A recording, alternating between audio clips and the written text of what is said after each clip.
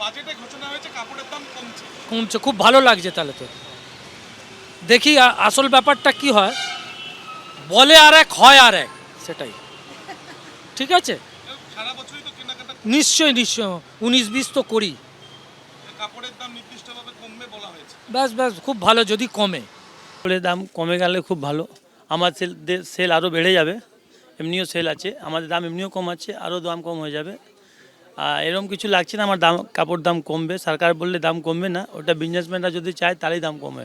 কিভাবে? সরকার কেন বললো জিএসটি কমে যাবে, কিন্তু এর যে জিএসটি নতুন রুল এসেছিলো কোনো জিএসটি কম হয়নি, উল্টো ঘুরিয়ে একই পড়ে গেছে। আমাদের আগে 5% ছিল, 2500 টাকা উপরে 5% ছিল, এখন ওইটা 12% হয়ে গেছে।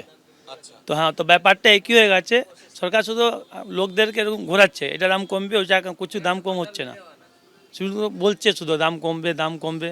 আমরা এরকম কিছু দেখতে পাচ্ছি না কি দাম কমে গেছে। গরিবকে কেউ দেখছে না, উপর থেকে কোটি কোটি ব্যাংক লোন নিয়ে কাজ করছে, আর যা গরিব মানুষ আছে ওই রকম করছে। আচ্ছা, একটা পজিটিভ যেটা আমার মনে হলো যে বিদেশ থেকে যে সমস্ত ড্রাগসগুলো ইম্পোর্ট করা হয় আমাদের দেশে জীবনদায়ী ওষুধ ব্যবহার মানে বানানোর জন্য, যেমন ক্যান্সার কিওর করার ওষুধ, তো এটা শোনা যাচ্ছে যে ইম্পোর্ট ট্যাক্সটা অনেকটা কমে যাবে।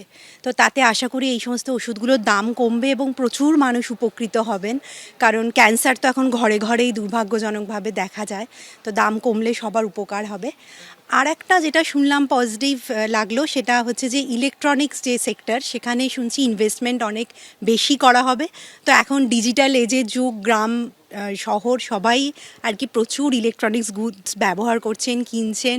তো এই সেক্টরটা উন্নতি করলে আশা করি ওভারঅল সবার ভালো হবে। এই দুটো ভালো লাগলো। এখন যে পলিসিটা 3% বেড়ে গেছে, সেই যে আমাদের যে একটুখানি কমিয়ে দিয়েছে পয়সার এটা, সেটা একদিক এডুকেশনের ক্ষেত্রে, হ্যাঁ এডুকেশনের ক্ষেত্রে সেটা একদিক দিয়ে ভালো, কিন্তু আমরা পড়াশোনা করে তারপরে কি করব তার কোনো দিশা করতে পারছি না, কারণ এমপ্লয়মেন্ট জেনারেশন খুবই কম।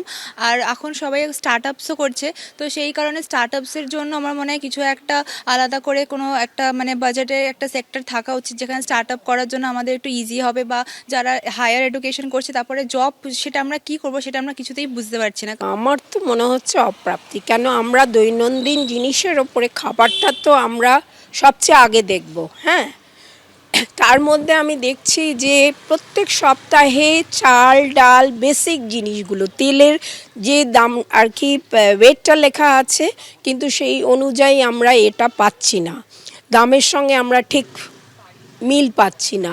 এগুলো তো, আর গ্যাসের দামটা একটু স্টেবল হওয়া দরকার, কেন এইগুলো আমরা ডেইলি আর কি ব্যবহারের মধ্যেই রাখছি, কেন এগুলো ছাড়া আমরা চলতে পারবো না। আর দ্বিতীয়ত হলো ওষুধটা একটু বেসিক, প্রেশার, সুগারের এই ওষুধগুলো আমরা প্রত্যেকের ঘরেই আমাদের ব্যবহার করতে হয়। অতএব এইগুলো যদি একটু মিডিয়াম আর কি একটা রেটে রাখা যায়, তাহলে আমাদের একটু সুবিধা হয়। যেটা হলো একটা বক্তব্য যে আমাদের তো দুরকম রেজিম আছে ট্যাক্সের। যারা পুরনো রেজিম, সেই স্ট্যান্ডার্ড ডিডাকশান বলুন আর সেই হোম লোন ডিডাকশান এবং যে 80cc যে ডিডাকশান, সেটা যদি একটু বাড়ানো যেত তাহলে অনেকটা বেটার হতো। এইটা একটা সাইড।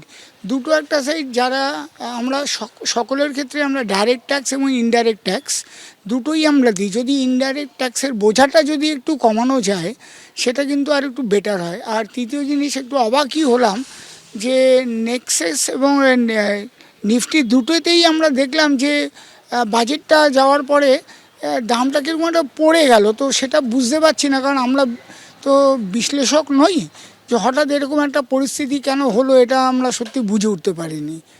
এবিপি আনন্দ, এগিয়ে থাকে, এগিয়ে রাখে।